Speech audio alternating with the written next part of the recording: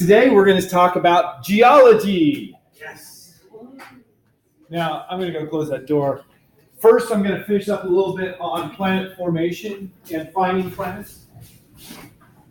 So remember, the theory of how the solar system began was the solar nebula theory, the theory that you had this big gas cloud, aka a nebula, and if I move it there, I'll forget it, but and a shock wave made it collapse, and you had gravity got stronger because of the collapse. Most stuff clumped in the center. The vast preponderance is in the sun. Remember, we saw that, what was it, 699 out of 700 of the mass of the solar system is in the sun. So the vast preponderance is in the sun. And then we have the smaller clumps that formed orbiting the sun to give us the planets. And initially you had lots of things forming. They would have collided with stuff. And eventually, the rich get richer and the poor disappear because they are assimilated. How do we know this is what happened? I know, nasty. Gone.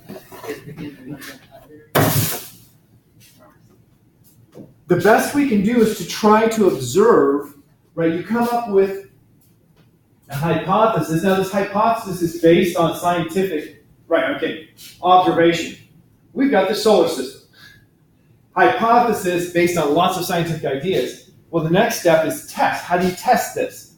Well, prediction would be that you should have other systems that form similarly to this. And so if you look out there, you should be able to find it, which I think is what you're saying, right, Alan? Yeah. And so this is a picture showing what is believed to be a forming star system. Now, to add to the story, it's really unlikely that our star formed in isolation. It was probably a very, very large nebula. The shockwave hits and that nebula would fracture and form maybe 1,000 to 1,000,000, or even maybe more, stars all in the same time frame. So we are just one of a litter of, let's say, 1,000,000 solar systems. And sometimes you'll have stars form close enough together for gravitational interaction to keep them together. And so you'll have binary systems where you have two star systems orbiting each other. Or you have, like we saw with, or like I described to you with Alcor, or no, it's actually Mizar. It's not Alcor, it's Mizar. Mizar AAP. Mizar is actually 4 stars. 2 of them orbit each other, another 2 orbit each other, and then one set of 2 orbiting the other set of 2. I said Alcor before in class, it was Mizar. Alcor is also a double, but it's just a single. Only 2 stars. So we have observations where we see the predictions of what stellar systems should look like in their formation phases. And so they predict, okay, so it should look like this, then like this, then like this, And then they look, and when they can find things that fit those sequences, then they say, okay, yeah, it looks like we're right, that's how stars form. So there are tests that can be done. They're a little different than what we think about for laboratory tests, because you predict what it should look like, and then you go in your observations and find things that look like this. So, other star systems. We call planets orbiting other stars exoplanets. And so I'm going to look at some things about exoplanets to help us get a better understanding. So looking for exoplanets, there's different ways of trying to find them. One is using Doppler shifts. The Doppler shift, remember one of your homework questions. Oh, homework. Okay, not everyone's here. Some of you forgot to put in problem 13. So go ahead and just do that, okay? And give that to me. I'm not going to hold that against you as long as you do turn it in. Right, and all you do need to do is write down our observation, basically, from lab Tuesday night. So just turn that in separately, and I will then add it to your score. Okay.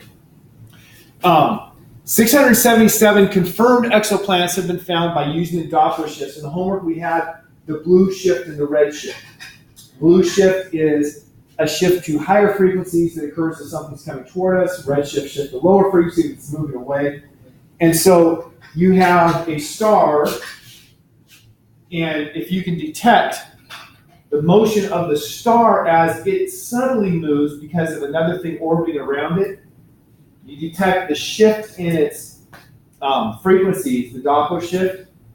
You'll be able to see the shift go back and forth with the periodicity, so you know the period of the orbit.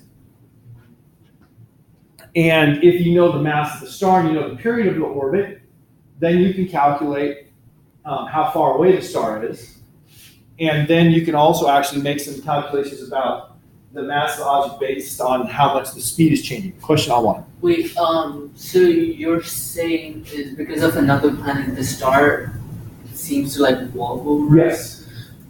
So wasn't like, because Ptolemy came up with the thing that like a planet does also like go around as it's going around. Yeah, the epicycles, yes. Like, but doesn't that look like an epicycle? In some regards, yes, but let's make sure we're clear on what's going on. We have an orbit here of a planet here and a star here. And so when the planet is here, the star is here. So the red dots correspond to at the same time. And then when the planet is here, the star is here. And so the star has a relatively small radius for its orbit, whereas the planet has a large radius for its orbit. And so it's in one complete orbit of the planet. You have the star also do one complete orbit, but the star's motion was very tiny compared to the planet's. But they're looking at the light coming from the stars you see in this picture, not from the planet, because the planet is small and doesn't reflect enough light for us to see it. So that's, why don't we just look for them?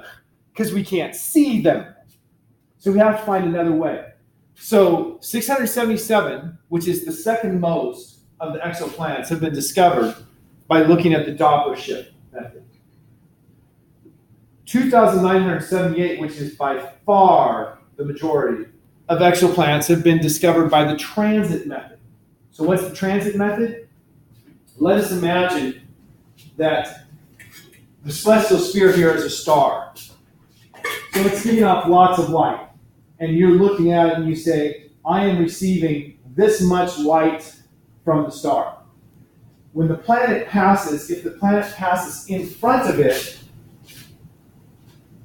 then the amount of light that you receive is going to drop based on the proportion of the area of this to the area of this.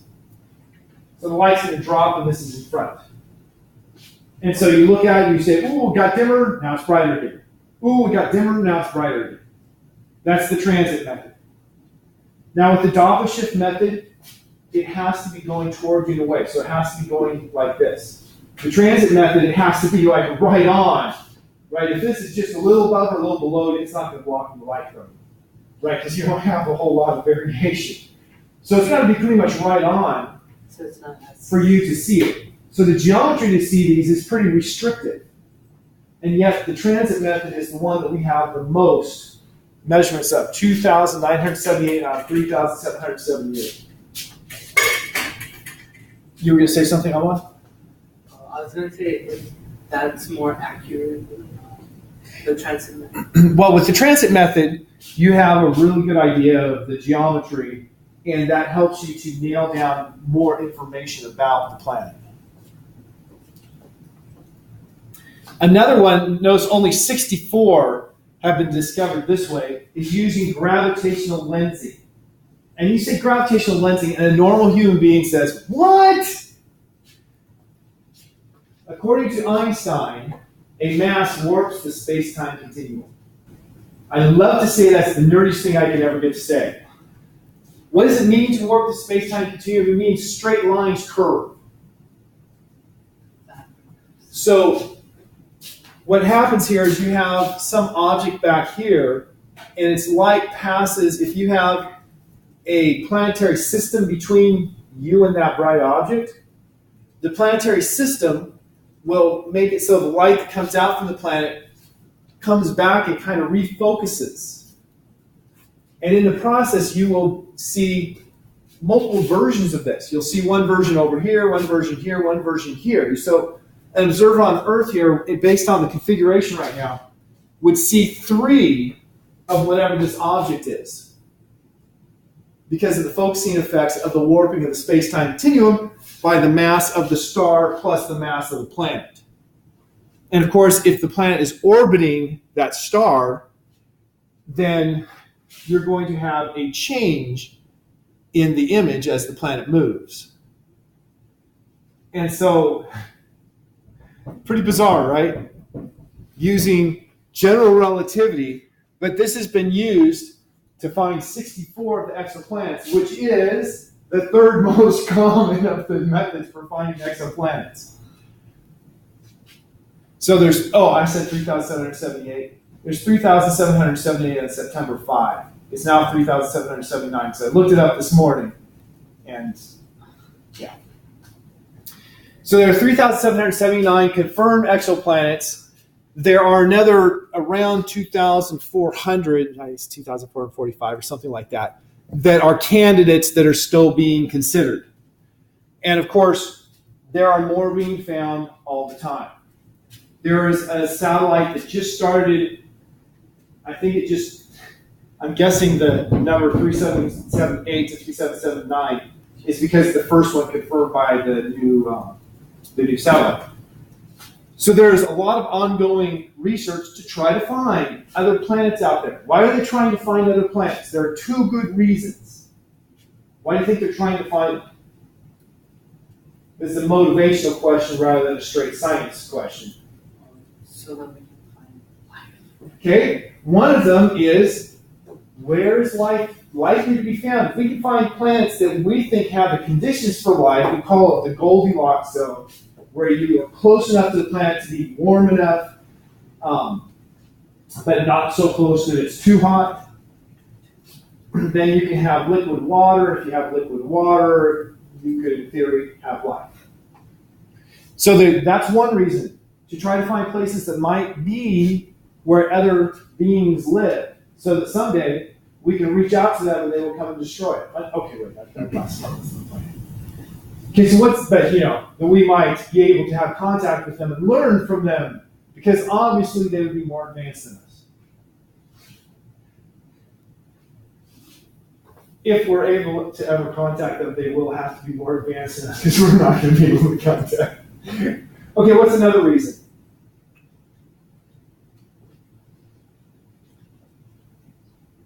To learn more about how the universe works. Yeah, to learn more about how the universe works, to test more and more the theories on how our solar system works, and make sure that we have a good understanding of it. Now, I did not double check that number, the bottom number. Most of the planets that have been discovered, the exoplanets, are Jupiter-sized or larger. In fact, I'm going to show you the first ever picture of an exoplanet. And that one's somewhere between 6 to 10 times the mass of Jupiter. They believe, it's pretty big uncertainty there. There are some small things detected. From 2 years ago is when I looked this up. There at that point were 3 exoplanets that had been discovered that they thought were smaller than the Earth. So they're not finding a lot of things similar to the Earth. They're finding mostly large things. But they're hoping to find more and more. In fact, I'll bet you that number is way above 3 now. It's probably in the teens at least. Because they've been trying to focus on finding more Earth-like objects, because those would be more capable of supporting life. Things that are supermassive are going to have a really big surface gravity. And that really big surface gravity wouldn't be very good for you and me. It might be good for some life, but not for you and me. So they want to find things similar to Earth so they would have similar conditions, so that conceivably humans might live there. Oh, actually, let's go back.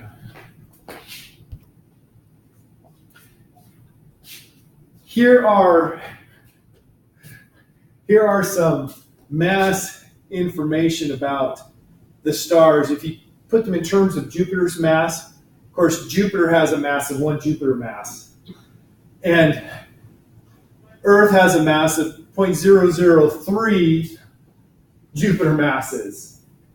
So since most of them are on the order of Jupiter mass, you can see how small the Earth is compared to that. We're looking for small things. And this is the system, a system that has small objects, and you can see these are still much larger than Earth, but they're at least smaller. And that, let's move on. Just want to point that out. Here is another graphic just illustrating some of the different plants that have been found. And the Gliese ones are the ones that people think might very well be similar to Earth. But there's the, actually that shows 1, 2, 3, 4, 5, 6, 7 smaller than Earth's. My number must have been wrong 2 years ago as well, because I show 7 on this graphic that have a mass smaller than mass. Oh wait, that's suns. Those are stars. Excuse me. Okay. Yeah. Those are stars. That's the solar mass. The circle with the dot is the sun. So these are different stars that have been found to have planets, and it has information about the planets plotted out there. And so the masses are in Jupiter masses. It have to be smaller than 0.003 to be smaller than the Earth. And you see the sun is the only one there that has this mass that small. Okay, this is a picture of the first planet ever discovered by direct imaging. This planet was discovered actually in 2004. It was imaged by the Very Large Array Telescope. It was then confirmed by Hubble Space Telescope. And so the thing down there in the left corner is the star. Or not the star, the planet. The star is the thing in the center. I know, it's pretty obvious, but I have to correct myself. How stupid would I feel if I just said, yeah, go on. So it's really exciting to actually be able to image a planet. Now that planet is, like I said, 8 plus or minus 2 solar or Jupiter masses. So it's much bigger than Jupiter, but we can see it. And there are 44 that have been discovered that way. Okay, now looking at how we believe the Earth formed. How do we believe the Earth formed? Once again, we look at the information I'm going to show you in a minute, and then we come to these conclusions. Once again, building on the theory of how the solar system formed. So early in the formation of the planet, you start with a little object that collects atoms one by one, and then collects little pieces, piece by piece.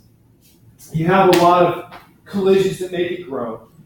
And as stuff falls in, the temperature goes up. And so it gets very hot. So you're going to start with pretty much a hot molten ball. It's not going to be a solid ball. Now you might say, how is it going to stay together if it's molten? It stays together because of gravity. Gravity does not require it to be solid. And so the first stage there, differentiation, is you have a fluid, and the more dense things in the fluid sink, the less dense things float. So the stuff, we live on the surface of the Earth, we're going to be interacting mostly with the least dense things in the Earth. So, we think of rocks as heavy. Well, those rocks are low density, low mass per unit volume. If you were to dig down, 1,000 miles and take a piece there, it'd be more dense than the rocks we have because it's differentiation. Then you have cratering. Cratering, okay, now we form a solid surface, it's cooled down enough for the crust to freeze, and then we have impacts from all of the debris around us. Now keep in mind, every time there's an impact, it's assimilating, there's less debris to hit. So the impacts are going to drop off exponentially with time. So you start with a lot of them, and then the number of impacts per month will drop considerably over time. So we don't have impacts all the time. Now we do have, Like house size or larger objects hit the Earth's atmosphere about once a month. It's kind of scary if you think about that, right? But they mostly burn up in the atmosphere, no big deal, just bright light in the sky. So cratering stuff hitting the surface of the Earth. Flooding. Flooding comes in two pieces.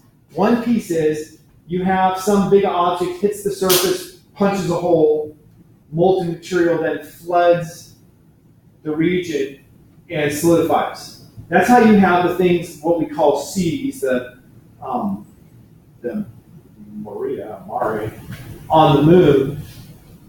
They're caused by surface got broken, molten material flooded it, created a nice smooth plane. There's also flooding of liquid. The theory is there were a lot of ice balls, things like the cometary material, that would strike the Earth, and they would leave behind all of these volatile gases that form liquids like water to cause liquid flooding. The final stage, slow surface evolution. Slow surface evolution, we have water, we have air, both of those cause changes in the surface. So that's the slow surface evolution. Every planet should go through these stages, although the amount of each will vary. For instance, Mercury has virtually no atmosphere. What does that tell you about slow surface evolution? Really doesn't exist there. Very minimal at best. So it depends on the planet, what's going to happen. Cratering on Jupiter? What are you going to crater? Not much, right? Okay, why do we study Earth geology? Once again, the question just like, why are they studying, looking for exoplanets? Because we want to understand better. If we understand what's going on in Earth, then we can apply it to what we find out there. Specifically, comparative planetology, compare Earth to Jupiter to Mars. What we learn on Earth allows us to then interpret what we see on Mars better. So, what have we studied besides Earth? Well, humans have landed on the moon. It's the only object we have had humans visit besides the Earth. Humans have been 2 places. 6 successful landings there. We have landed spacecraft, and once again, I didn't update this from 2 years ago. I think there have been more contacts with objects in the last 2 years. But Mercury, Messenger crashed into Mercury in 2015. Venus, 4 failed attempts, 10 successful, 1 partial. The longest one lasted just a little bit more than an hour and a half. I thought it was 91 minutes, 110 minutes. It's not a big difference. I mean, sure, it's 19 minutes. Mars, lots and lots of missions to Mars. 12 landers, 7 still operational, many years after the data. It's crazy, was it Spirit and Opportunity? Are those the first 2 that were real? They're not the first, but they were really going. I mean, they're still going. It's crazy. They thought that they were going to break immediately. So we have picked up a lot of data about Mars during your lifetime. Huge amounts of data. Mercury, by the way, with that Messenger spacecraft 2015, really helped us understand Mercury a lot better. The understanding of Mercury before the Messenger spacecraft was pretty minimal. We have Jupiter that we have studied recently. The atmospheric probe went through the atmosphere. Studied Titan, a moon of Saturn. Studied Eros, which is an asteroid. The last ones here I have to read. I don't remember them at all. Itokawa, an asteroid. That was a Japanese mission, by the way. And then a couple comets are listed there. That lower one, the Churyumov, whatever, that's what I had a picture of for the comet that we saw in, was it the last lecture, the first slide of the last lecture? Or the last slide of the previous lecture? Or next slide, something like that. It's a pretty limited list, though, of the things that we have actually landed something on. We have also had flybys of now all of the planets plus Pluto. So, yeah, go ahead. How long does it take to get to the planets? How long does it take? It depends on which one you're talking about. If you want to go, let's say, to Mars, I think it can be done in about 3 months is a reasonable time frame. If you want to go something closer to the sun, it's probably going to be quicker. If you want to go to Jupiter, you're talking probably at least a year. You want to go to Pluto, you're talking much longer still. So I think the Pluto one was, okay, it was somewhere between 2 or 3 years to go. Yeah, you can look it up. New Horizons is the name of the spacecraft. And our original spacecraft, I don't know if you guys are fans of Star Trek, I really am not. But one of the things that I loved was one of the Star Trek movies with 12 Peter years, 7 months, and 20 for New Horizon. Yeah. 12 years? Okay. Yeah, I thought it was like more than 10. I did not think it was that. I thought it was shorter. Anyway, the Voyagers have been out there since the early 70s. And one of the Voyagers has reached what we believe is the boundary of the solar system. It's reached the heliopause, which is pretty exciting. We have one spacecraft that's leaving the solar system. The reason I referenced Star Trek is because Voyager, it turns out, was Voyager. It had traveled out and stuff had covered up where it said Voyager, so we only had part of the alphabet, and they read it as Voyager. Came back as this super smart thing. It's kind of fun. And it has the best line I can think of in a movie. Spock is looking like Spock, and somebody in San Francisco is, wondering about this weird guy. Kirk says he had too much LDS, which of course LSD is the name of the drug. He was trying to say LDS would be the Latter-day Saints, otherwise known as the Mormons, who, by the way, a couple months ago said they do not want to be known as either the LDS or the Mormons. Can't remember what name you want to be called, but the things that they've been traditionally called, they decided they want to move away from that. That's not astronomy at all. Go ahead. I have a question. This is kind of off topic, sort of, but the temperature on Mercury, so it would be, why is it such a drastic difference between the temperature at night and the temperature at day? Okay, we did talk about it. Does anyone else want to answer? No atmosphere. No atmosphere. Because it has no atmosphere, there is nothing to transmit energy. So you have radiation from the sun heats the rock, so it gets hot when the sun's shining. And then when you go into shadow, there's nothing to heat it anymore. There's nothing to bring any energy around, and it cools very rapidly. It's totally astronomy.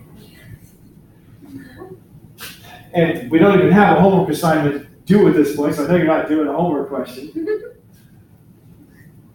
So, what's funny about this picture of the Earth? It looks like bread. I know. When I first looked at it, I was like, that doesn't look right. What's missing? Water. This is a picture of the Earth with the water removed. Obviously, this is not a photograph, okay? Just for those flat earthers, yes, this one here is not a photograph. This is, good, it didn't do what I, what is this? I want to make sure, Clayton, are you taking geography? Sure, I took it last. You had, this morning in class, you had a piece of paper that looked like it had a map on it. Oh, that was for world religion. Okay. It's had a paper here that's it's kind of good to know a little about your world. And you should be able to look at this and figure out, what are we looking at? Africa and Madagascar. Here's Madagascar. And of course, this whole thing here is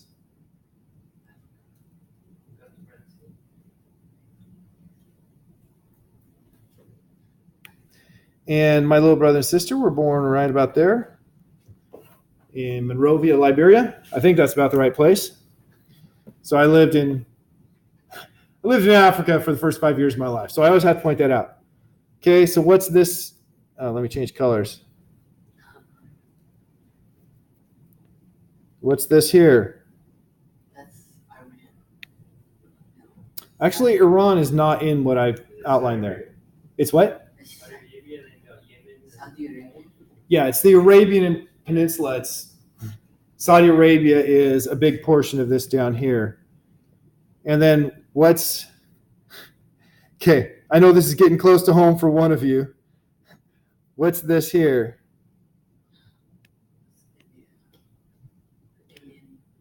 And then what's right here?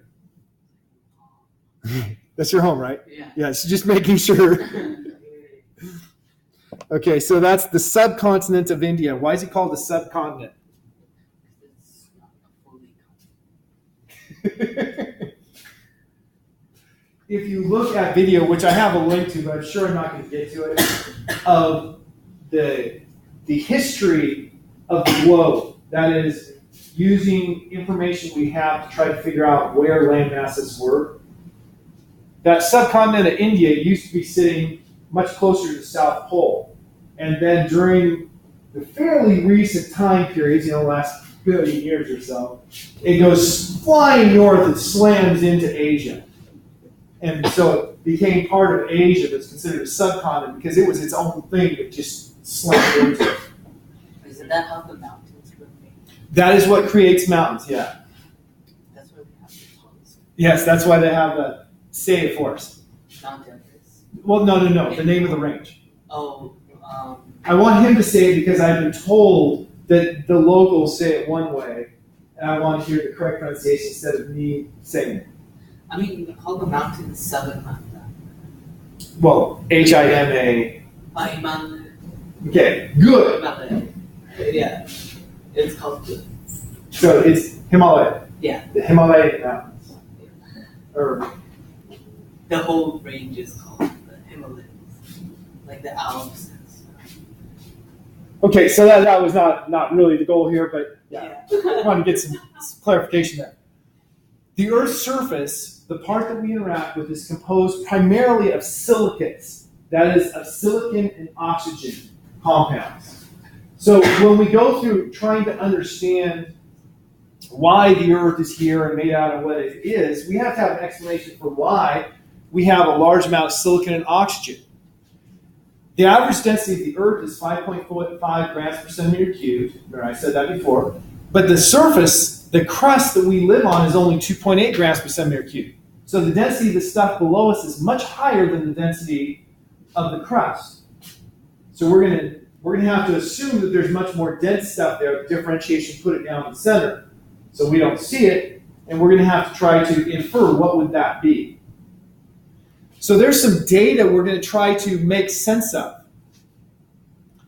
Earthquakes, both natural and man-made. Like anytime somebody detonates a nuclear bomb for testing, North Korea in the recent past, although, that basically it's believed they blew up their mountain, so they destroyed their test area. And that's, I may be cynical here, I think that that's why they had the whole meeting with Trump to promise not to test nuclear bombs, because they no longer could.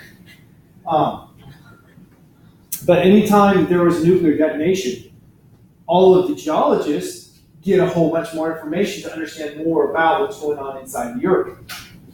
So let's look at the composition of the crust. Composition of the crust is, notice there's two columns. One is by mass. 46% of the crust is oxygen. The other one is by the number of atoms. 60% of the atoms in the crust are oxygen. And then you have silicon, 28% of the mass, or 21%. If you add those together, more than 80% of all atoms in the crust are either silicon or oxygen. And let's see, add those two together, it's not quite as easy. 74% of the mass is silicon or oxygen. Add in aluminum, iron, anything else below that's not really a very big component. Now this is talking about the crust. It's not talking about the atmosphere. The atmosphere is primarily nitrogen. So just want to make sure I get that in there. So that's what we have for the crust. How do we now learn about what's going on below the crust with seismic waves two types of seismic waves. The fact that we have two is important for our understanding. The two waves are called S and P. P has two meanings, pressure or primary. Primary means that it's the faster wave. Pressure tells us that it's a wave that is a wave that travels in the same direction as the motion of the particles. When you have an earthquake, the earth moves. What direction does it move? It depends on the kind of wave. So if you have a wave that's traveling like this, and you move side to side, you move the same direction it traveled, that's a P wave. Then you have S waves. S can stand for secondary because it's slower, or it can stand for shear because in an S wave, the motion is perpendicular to the direction the wave travels. So if the earthquake wave is coming like this and I move forward backward, or if I move up and down, that would be an S-type wave. Now, I use me standing on the earth as an example. Surface waves are special. Surface waves can be combinations. So you have Rayleigh and Love waves that go on the surface. But those two waves that I mentioned here, the P and the S waves, are the kind of waves that go through the bulk of the material. So when there's an earthquake, you have the focus. There is another name for the focus, but it's not epicenter. Epicenter is the place on the surface of the earth directly above the focus. So the focus is where the earthquake actually occurs. The epicenter is the place on the surface of the earth above where it occurred. So from that place, you'll have waves going in all directions, and we have measuring stations all over the globe that measure very precisely, very weak waves, and they see how long, or they measure really, at what time each type of wave arrives. And if you know the time when the P wave arrives and the time when the S wave arrives, then making some approximations on the speeds of the waves, you can determine how far away it is. If you have more than one station, you start taking away approximations and getting more accurate data. And so with lots of stations, they get very accurate data about where the earthquake occurred and how the waves traveled through the earth. And so when the waves travel through the earth, they find some interesting things. At this location here and this location here, both kinds of waves are received. The P waves are the ones that are shown like that. The S waves are the ones that are shown like this. They're shown differently here just so we can distinguish them. They're all traveling out the same manner. And so you get S and P waves. Fine. That seems reasonable. You had an earthquake, you had two types of waves, you received them both. But then you notice down for the rest of it, it's P waves only and no S waves. The P waves only and no S waves is called a shadow region. It's a shadow region because you're getting no S waves. Here's the thing. Shear waves, the S waves, cannot go through a liquid. They can only go through a solid. And so that shadow region for the S waves means that there must be a liquid region. The P waves can go through the liquid region. The S waves can't. And so they can infer from the seismic data there must be a liquid core. Now, this is not a very highly detailed graphic. When the P waves get to this inner portion, you have surface waves that travel along the surface of that solid portion. And then those surface waves will send out their own waves.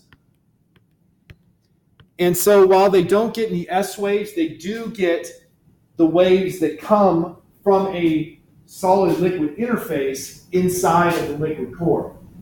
And so that's what tells scientists there must be a solid core inside of the liquid core. So our understanding of the nature of everything inside the Earth comes from studying these waves and studying these waves alone. It's all we have. But based on the study of these waves, you have enough data, enough places measuring enough earthquakes. They know very well how the speed changes with depth. It's very, very uniform once you get past the crust. The stuff under here, it's called the mantle, is this region in red. The mantle is very uniform, very spherically symmetric.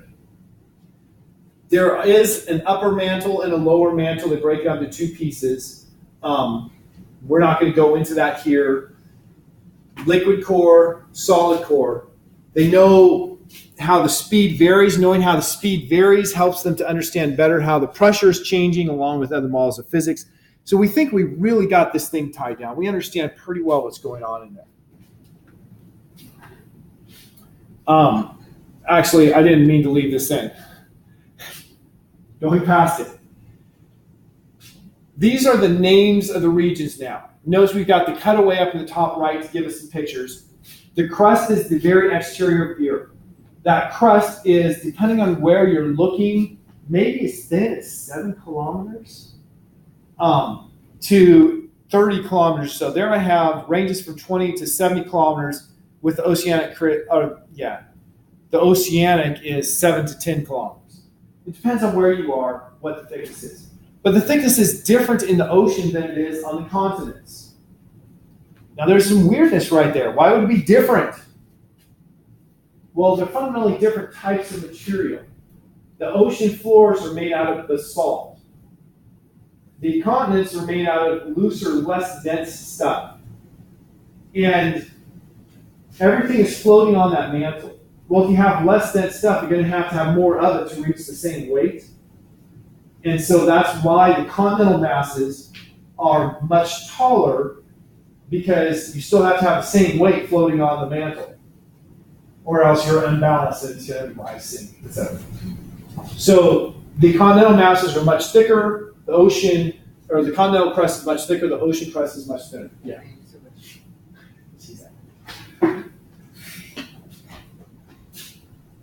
Once we get through the crust, we have that mantle. The mantle, like I said, has the upper mantle.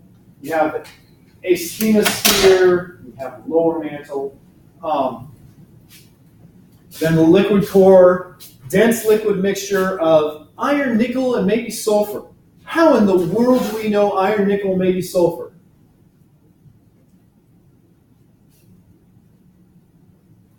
No one's been there, right? No one's done an assay to see what the different elements are. But those are dense materials that we believe are reasonably common on Earth. Because of differentiation, the dense materials should have sunk to the core. And so there's some reasons why we believe that liquid core is primarily iron, nickel, and sulfur. And then we have the solid core, probably the same materials. This is just talking about the cooling rate. The Earth is going to cool fairly slowly because it's pretty big.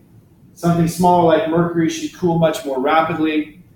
The core of the Earth is still cooling down. It is generating heat from radioactive decay. So there is some heat generation that's coming from the core. But for the most part, it's still cooling. Eventually, our core will be a frozen rock. But we haven't reached that yet because it's still cooling. Convection is another important thing to understand when we're talking about geology. And it seems like we're way out there. Convection is hot material expands, and because it expands, it floats up. And so you have hot rock will float up in cooler rock. Those convection cycles, you can see if you drink coffee and you put coffee creamer in. I'm told, I don't drink coffee, but I'm told that the coffee creamer will make these convection cycles, and you can see it coming up, going down, coming up, going down. The convection oven, my wife bought one recently. I was going to buy her an expensive one. She bought a cheap one, so hey, I'm happy. The convection oven, it has a heating element and a blower, and it blows the hot air onto the food. That's a forced convection. It's not naturally occurring. So convection means that the heat is transferred by a fluid flowing. Natural convection, which is what's going on the Earth, of course, is caused by hot material being less dense and floating up. That convection is important on Earth because if you look at the picture on the right, that's a cutaway of what's going on in the mantle. The core is super hot. The core heats the mantle. The heated mantle then floats up, and when it, or not man, floats up, gets to the crust, and goes sideways on the crust. Well, what's that going to do to the crust?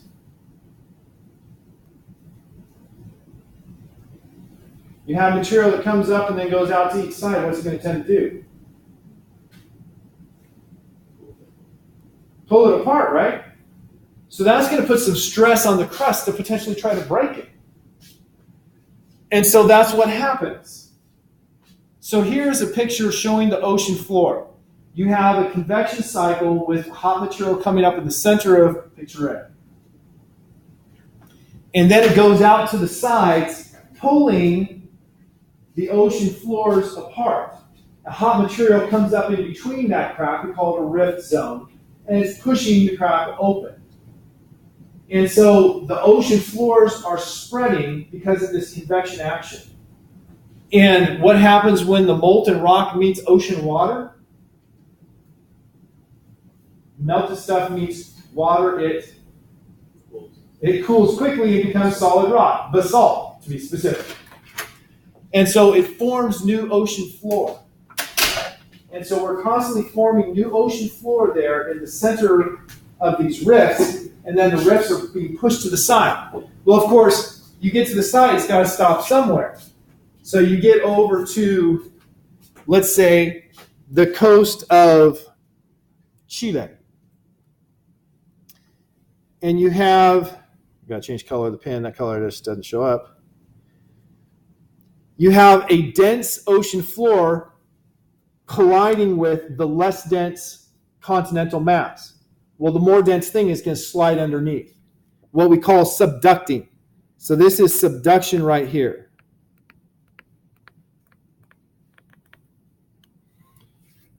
So the ocean floor subducts or slides underneath the continental mass. But as you know, if you take your hands and you rub them together, what happens? It gets hotter. Well, here you have rock rubbing on rock, it gets hotter, it melts rock. That molten rock then is less dense and it floats up. And it creates volcanoes. So you tend to have lots of volcanoes in these subduction regions. So if you look up and down the west coast of the United States, you find lots of volcanoes. Why? Because it's where you have the ocean crust sliding underneath the continental crust. You also have lots of earthquakes. Pretty obvious at this point why you have the earthquakes. You have that rock grinding against each other. It's putting a lot of stress in the rock. That stress in the rock builds until you have the rock break. And when it breaks, it springs. And that's the earthquake. So you have lots of earthquakes and lots of volcanoes in the regions where you have the sliding crust going underneath. Now that crust sliding underneath is also going to create compression and will cause mountains to crumple and build upwards. They crumple. So mountain ranges are crumple zones on the earth. Just think of them like in your car you have, airbags and crumple zones to protect you. The mountains are crumple zones. So in California we have like the coastal range. It's a crumple zone caused by this. And then we have the Sierra Nevadas. It's crumpled a little bit further. Even the Rocky Mountains are believed to be a crumple zone from the Pacific Ocean subducting underneath the continental plate, the North American plate. You had a question? I was just going to ask the Rocky Mountains. So, yeah, even the Rocky Mountains are believed to be caused by subduction underneath the Pacific plate. I only have 2 minutes left. How do we know anything about this? Now, we've talked about the earthquakes, but how do we know all this about forming the ocean floor? It actually goes back to sailors sailing across the ocean using these newfangled compasses, and they saw the compasses are doing crazy stuff because they're going across the ocean. And it wasn't because Captain Jack Sparrow was nearby. So scientists are like, hey, there's something interesting. We thought we understood what magnets were about. The magnetic field must be changing out there. Let's go study. And so they came out and studied, and what they found was that the ocean floors have magnetic material frozen in them. That is basically iron-containing ore. Iron is magnetic, and if you have iron and it freezes in a magnetic field, it's going to freeze to form its own little permanent magnet. And so the ocean floors behave like little permanent magnets. So those permanent magnets have magnetic fields that go like this way, and then like this way, and then like this way. They change back and forth. What in the world could that even mean? What would make it change back and forth?